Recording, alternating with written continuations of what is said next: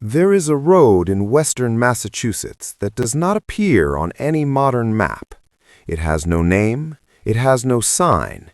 It is little more than a dirt track, swallowed on either side by ancient oaks whose branches interlock overhead like the fingers of a closing hand. Local people know it exists. Local people do not go there. At the end of that road, if you are foolish enough to follow it, you will find a house. The house has stood for over 300 years. The wood of its walls has turned the color of dried bone. The windows are dark. The door is always closed. The house has a name, though no one carved it above the door, and no deed in any registry office carries it. The name passed from mouth to mouth, generation to generation, whispered rather than spoken. They call it the Morrow House. October 1692. The Massachusetts Bay Colony is gripped by a terror unlike any it has known before. In the town of Salem, 19 men and women have been hanged as witches. One man has been pressed to death beneath stones. Dozens more languish in jail, awaiting fates that may never arrive. The trials are winding down. Governor Phipps has dissolved the court, but the fear does not dissolve so easily. It seeps into the soil. It hides behind the eyes of neighbors who look at each other just a second too long. It travels on the wind between settlements, and it arrives everywhere. Into this world comes Elias Morrow. He is 43 years old, a preacher, a widower, a man of severe face and severe faith, who has traveled from Connecticut with his 3 children, 14-year-old Thomas, 11-year-old Ruth, and 6-year-old Mercy, to settle in the hill country of western Massachusetts, away from what he calls the contaminated air of Salem's madness. He has purchased, sight unseen, a plot of land from a man named Carver, who was eager to sell and vague about the reason. When Elias Morrow first sees the land, the long dirt track through the oaks, the hill rising at the end, the gray sky pressing down on everything like a lid, he does not feel unease.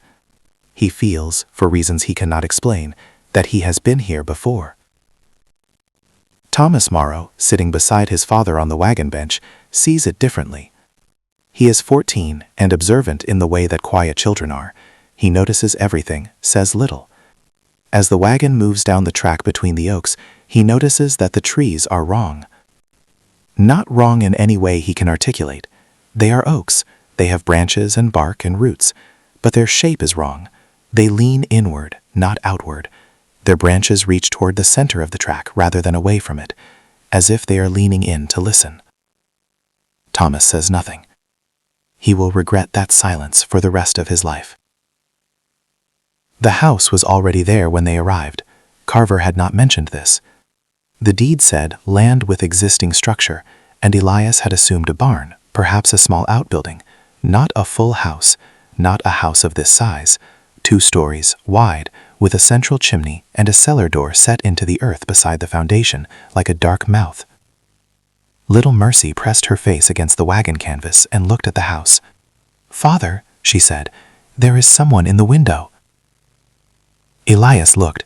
The windows were dark, empty. "There is no one, child," he said. Mercy did not argue. She simply pulled the canvas back across and sat in the dark of the wagon, very still, for a long time. The first weeks in the Morrow House passed in the hard business of survival.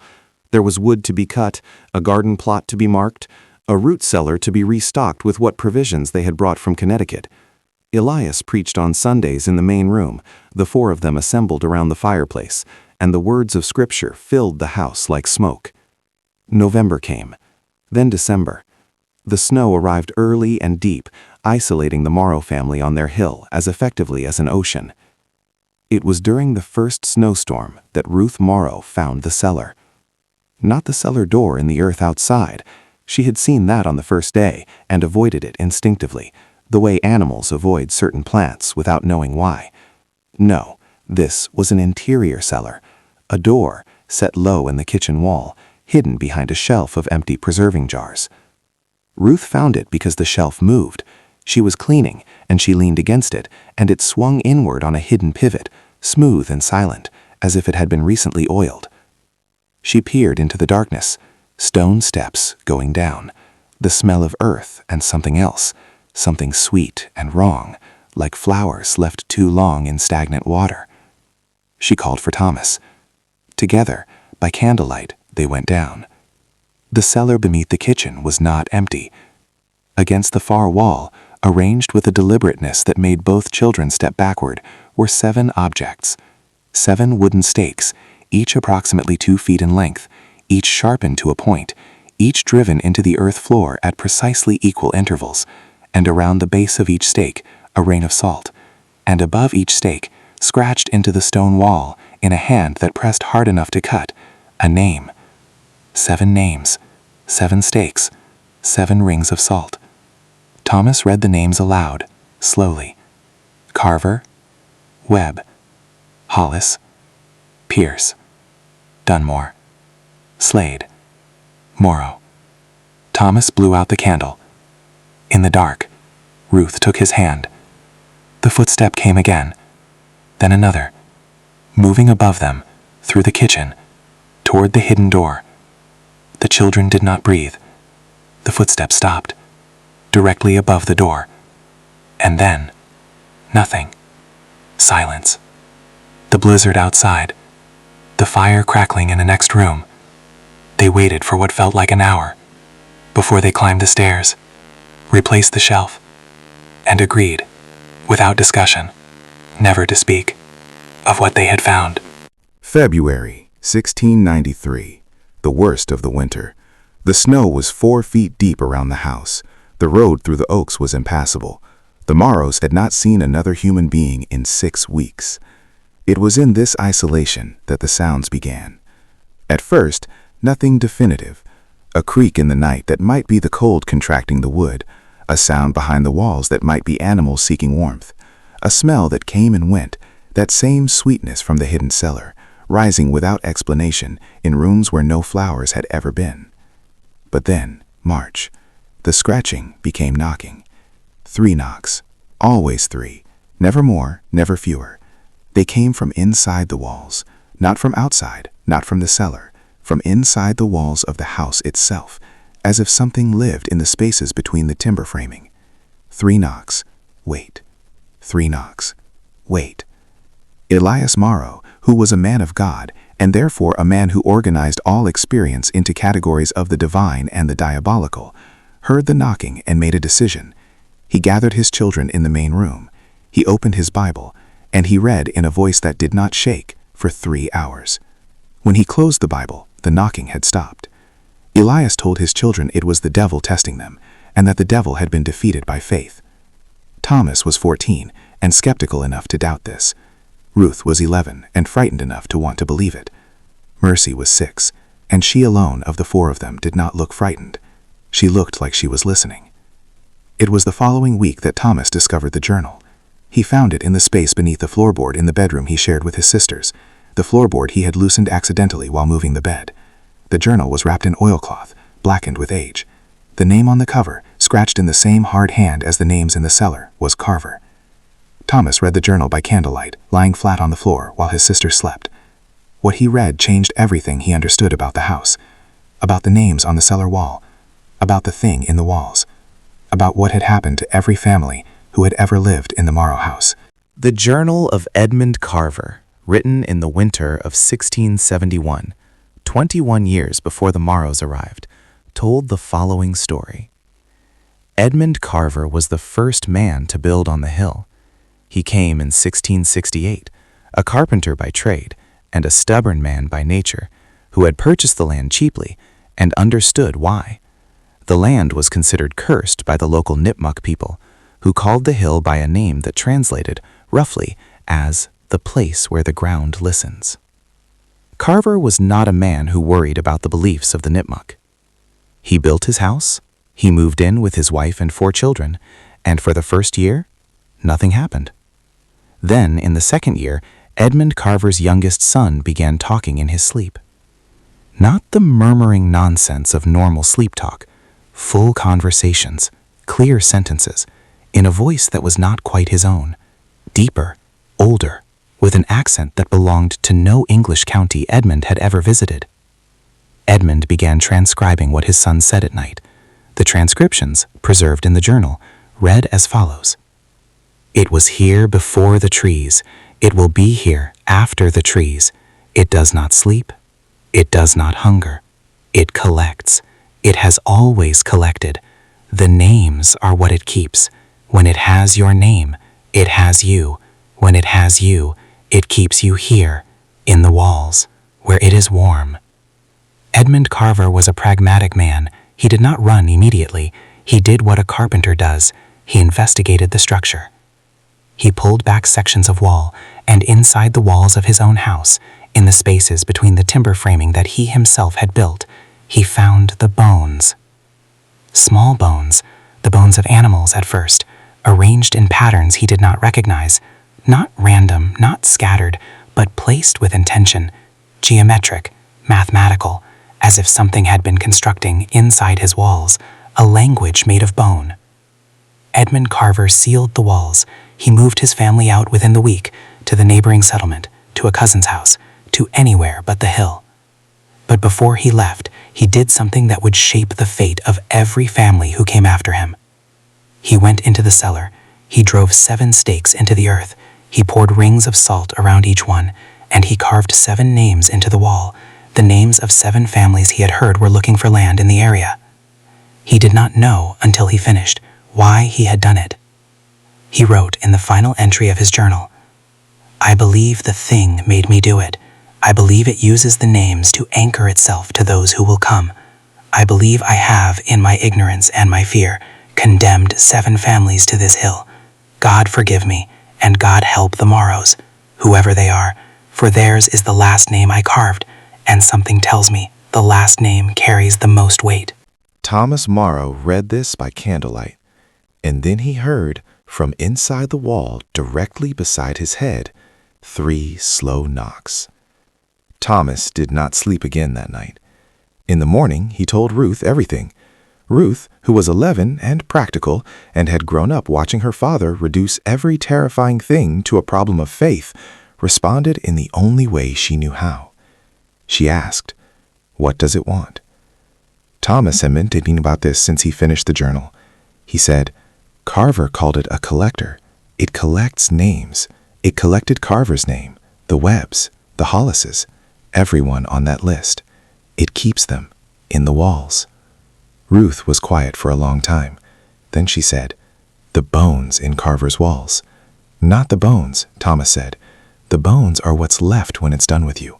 What it keeps is something else, something you can't see, but you can hear it when it knocks." Spring brought 2 things to the Morrow House. The first was visitors. The road through the Oaks thawed enough to travel, and for the first time since October, other people arrived at the hill. A traveling minister named Giles Webb, a name that meant nothing to Elias, but everything to Thomas, who had memorized the names from the cellar wall, arrived with his wife and requested shelter for 2 nights while traveling north. Elias welcomed them warmly. Thomas watched the minister settle into the guest chair by the fire, watched the house seem to relax around him, the way a trap relaxes once the spring is loaded, and felt a cold certainty settle in his chest. The minister's wife woke Thomas at midnight, shaking him by the shoulder, her face white. "My husband," she whispered. "Something is wrong with my husband." Thomas found Giles Webb standing in the center of the main room in the dark, standing perfectly still, eyes open, not asleep, something worse than asleep. His lips were moving, forming words with no sound. Thomas brought the candle close to read his lips. The minister was saying, silently, over and over, "I am still here. I am still here. I am still here." Thomas grabbed the minister's arm and shook him. Webb blinked, looked around the dark room, looked at Thomas with an expression of profound disorientation, the expression of a man who has been somewhere very far away. "I was dreaming," he said. "You were not dreaming," Thomas said. The minister and his wife left before dawn. Thomas watched them go from the upstairs window, their lantern bobbing down the road through the oaks, growing smaller, disappearing. He hoped they would be all right. He was fairly certain they would not. The second thing spring brought was a change in Mercy. Mercy Morrow was 6 years old, and she had always been a quiet child. Not shy, quiet. There is a difference. Shy children are contained by their own fear. Mercy was contained by something more deliberate. She observed, she considered. She spoke when she had something to say, and she never had very much to say. Not to her father, not to Thomas, not even to Ruth, who was her closest companion. But that spring, Mercy began speaking to the walls. Ruth found her first, sitting cross-legged against the kitchen wall, palm pressed flat to the plaster, talking in a low, steady murmur. "Mercy," Ruth touched her shoulder. "Mercy, what are you doing?" Mercy looked up.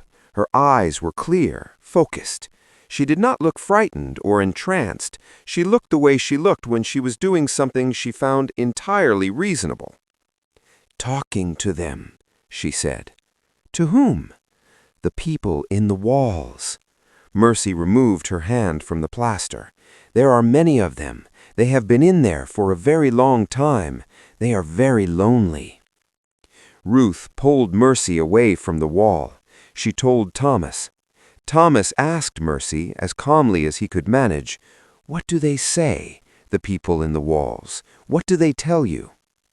Mercy thought about this seriously, the way she thought about everything. "They say it takes your name first," she said. "When it has your name, it can reach you. When it can reach you, it starts to pull, like a current in a river. And if you don't hold on to something, you go into the walls with the others." "And what do you hold on to?" Thomas asked. Mercy looked at him steadily. "Each other," she said. Thomas understood then what he needed to do. If the thing used names as anchors, if your name in its keeping gave it power over you, then the only counter was to hold a name that it had no claim to. He went into the cellar. He found the stake with the name Morrow carved above it. He pulled it from the earth. The house shook. Not an earthquake, not the settling of old timber, a single deliberate shudder, like the intake of breath before a scream. Thomas did not put the stake back. Pulling the stake changed things. Before, the thing in the walls had been patient, methodical. It had worked slowly, the way water works on stone, wearing away at the edges of consciousness, at the borders of the self, pulling names toward it like tides pulling sand. Now it was not patient. Elias Morrow, who had managed until now to explain every strangeness as spiritual trial, who had read his Bible every night and prayed every morning, and told himself that a man of God had nothing to fear from whatever shadows congregated in old houses. Elias Morrow woke on the first night after Thomas pulled the stake to find himself standing in the cellar. He had no memory of going there. He was holding in his right hand one of the remaining stakes. He was pressing it slowly into the earth, as if completing a task someone else had begun. He dropped it. He climbed the stairs. He locked the kitchen door behind him, and then, after a moment's thought, pushed the shelf back in front of the hidden door. In the morning, he summoned his children and told them they would be leaving. Thomas felt a wave of relief so powerful it made him dizzy, but it was already too late. When Elias hitched the horse and attempted to drive down the road through the oaks, the horse refused. It planted its feet at the edge of the oak canopy and would not move, not for whipping, not for coaxing, not for any persuasion Elias attempted for the better part of an hour. Thomas tried leading it by the bridle. The horse followed him to the edge of the oaks and then stopped as suddenly as if it had hit a wall. It rolled its eyes. It screamed, a sound Thomas had never heard a horse make, a sound he would never be able to describe adequately for the rest of his life, and it bolted back to the barn. "We walk," Elias said. They packed what they could carry. They set out down the road on foot. Thomas walked into the shadows of the oaks and felt nothing unusual. Leaves underfoot, cold air, the smell of earth. He turned back to encourage his sisters. His family was still standing at the edge of the oak canopy. They were not moving. They were standing exactly as he had last seen them, Elias with his pack, Ruth with hers, little Mercy holding her rag doll. But they were not moving. They were looking at Thomas with an expression of nothing. No expression. Empty faces in the shadow of the house. "Father," Thomas said. "Ruth, Mercy, come." None of them moved. Thomas walked back to them. He touched his father's arm. Elias did not react. His skin was cold, not the cold of the autumn air, but the cold of the cellar, the cold of deep earth. Thomas took Mercy's hand. It was limp in his. He pulled her forward, and she moved mechanically, without will, like a puppet. "Mercy," he said close to her ear. "Mercy, you said we hold on to each other, so hold on to me." A long moment, then Mercy's hand tightened on his. She blinked. She looked at him, really looked at him, present, herself. "It has Father's name, and Ruth's. It had mine too, but I gave it a different name, a name I made up, so it has the wrong name for me." "What name did you give it?" whispered Thomas back. Mercy almost smiled. "I'm not telling you. Then it would know." Thomas pulled Mercy into the oaks. She came. She moved with him, resisting whatever held the others, holding his hand with the grip of someone determined not to drown. Behind them, Elias and Ruth stood motionless, watching. No, not watching. Their faces were turned toward Thomas and Mercy, but their eyes were blank. Whatever looked out through those eyes was not Elias Morrow and Ruth Morrow anymore. "Can we go back for them?" Thomas asked. Mercy said nothing for a moment. Then, "Not tonight."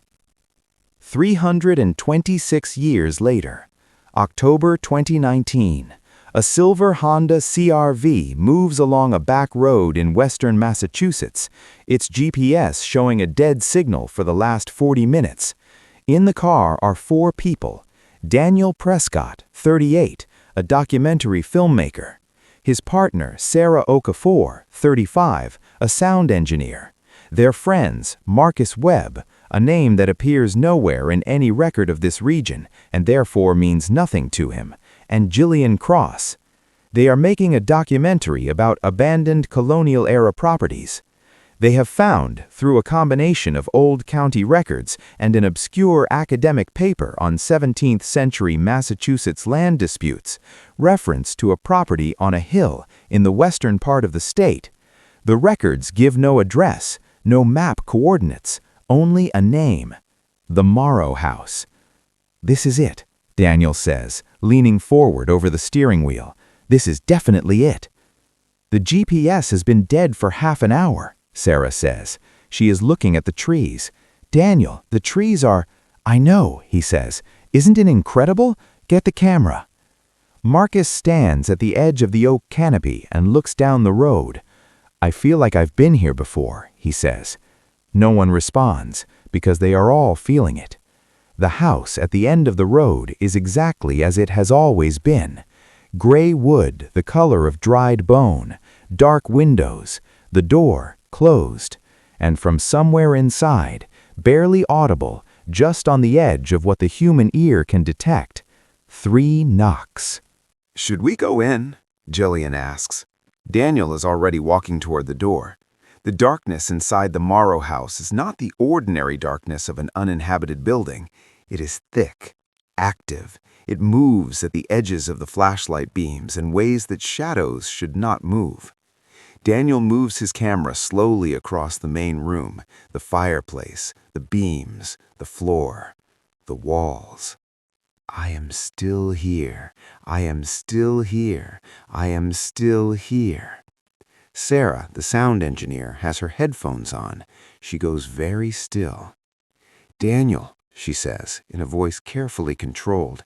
Daniel, there is something on the audio. He turns to her. What? She pulls one headphone away from her ear and holds it out to him. He leans in to listen. His face changes. Marcus, who has been standing in the center of the room, says in a strange, flat voice, I know this house. Everyone looks at him. I've never been here, he says, but I know this house. He reaches out and puts his palm flat against the wall. Jillian grabs Marcus's arm and pulls his hand away from the wall. The knocking stops. Marcus looks at her. For a moment, just a moment, his eyes are blank. Then he blinks, returns. We should go, Jillian says, and something in her voice, the absolute certainty of it, the lack of question, makes all of them move immediately toward the door. They made it to the car, all four of them. They made it down the road through the oaks, which seemed longer going out than it had been going in, much longer, as if the distance were expanding incrementally with each step, the trees multiplying at the periphery of vision. They made it to the main road. The GPS signal returned. Daniel drove. No one spoke for 15 minutes. Then Sarah, who had kept her headphones on for the entire drive without realizing it, slowly removed them and set them in her lap. The voices on the recording, Daniel said finally. What were they saying? Sarah was quiet for a moment. They were saying their names, she said, over and over. Different voices, different names, like they were trying to remember them, like the names were the only things keeping them. She stopped. The only things keeping them what? Marcus said from the back seat. Sarah looked out the window. Themselves, she said. Marcus reached into his coat pocket for his phone, he thought, and found instead a piece of paper he did not remember putting there. He unfolded it. On it, in handwriting that was not his, an old handwriting, the kind made by a quill, were 7 names: Carver, Webb, Hollis, Pierce, Dunmore, Slade, Morrow. And beneath them, in a different hand, newer but still not his, a single additional name: Webb. His name, Marcus Webb. Marcus, Jillian said carefully, what is that? Marcus looked at the paper for a long time. Then he folded it. Then he rolled down the window. Then he let it go. They watched it in the rear-view mirror, the paper spinning up and away in the slipstream, tumbling backward toward the road they had come from. For a moment, it seemed to hang in the air. Then it moved, against the wind, back toward the trees, back toward the hill.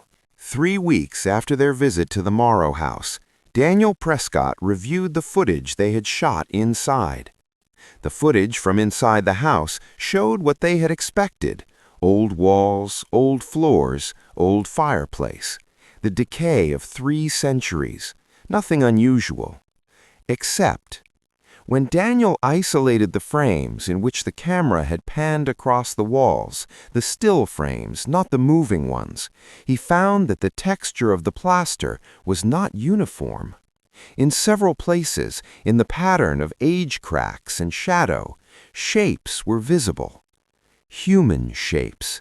Many of them, adults, children, pressed flat against the interior surface of the wall, as if they were behind glass, or as if they were inside the wall itself, and the plaster had become transparent for just long enough for the camera to record them. Daniel counted the shapes.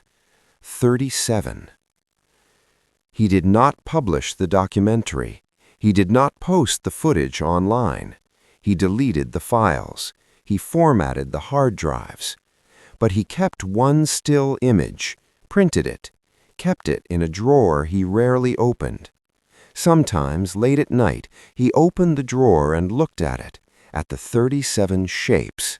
And he thought about Thomas Morrow, the boy who had pulled his family's stake from the earth and run into the oaks and somehow gotten out, gotten away, gotten free. He thought about what Mercy Morrow had said, about holding on to each other, about giving the thing a false name. He thought about Marcus, who had put his hand on the wall.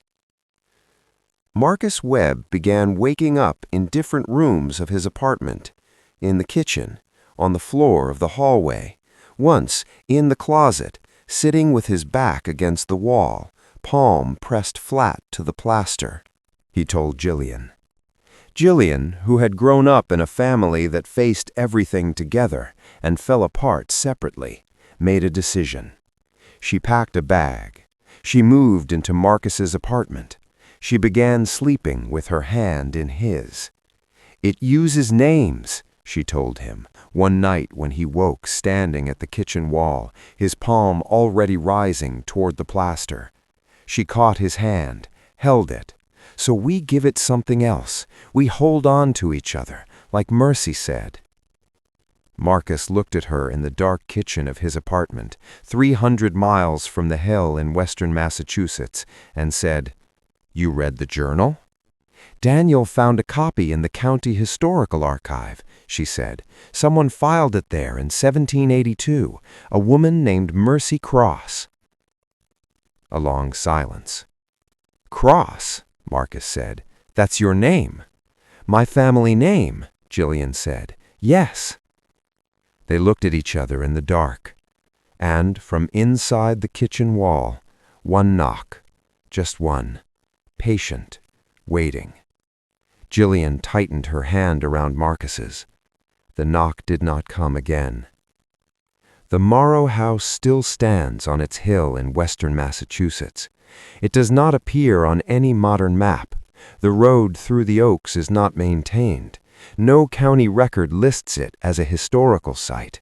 No preservation society has filed a claim on it. It simply persists. If you were to visit it, and I would strongly advise that you do not, you would find the gray walls, the dark windows, the closed door. You would hear, if you stood close enough and the wind was still enough, the sound from inside the walls, the knocking, the voices. 37 of them at last count. 38 now. But there is something else you might find if you looked carefully at the cellar wall behind the hidden kitchen door. Scratched into the stone beside the 7 original names, in a hand that is different from Carver's, smaller and more careful, the hand of a child who has learned to be precise about what matters. 3 words. Hold on tight. Thomas Morrow scratched those words in 1693, on the night he went back for his family. He did not get them out, but he went back. And that, in the accounting of those who face the dark, counts for something. Thank you for watching The Haunted Territory. Tonight's story was written as fiction, but the loneliness it describes, the hunger it names, the darkness that uses our own names against us, these things are real in the ways that matter most. If this story found you tonight, hold on to someone. Tell them your real name, the name that belongs to you and no one else. It matters more than you know. If you want more stories from the dark corners of the world, subscribe to The Haunted Territory. Hit the bell. Leave a comment telling us which moment got under your skin. Share this with someone who loves to be afraid. We'll be here, in the dark, waiting. Until next time.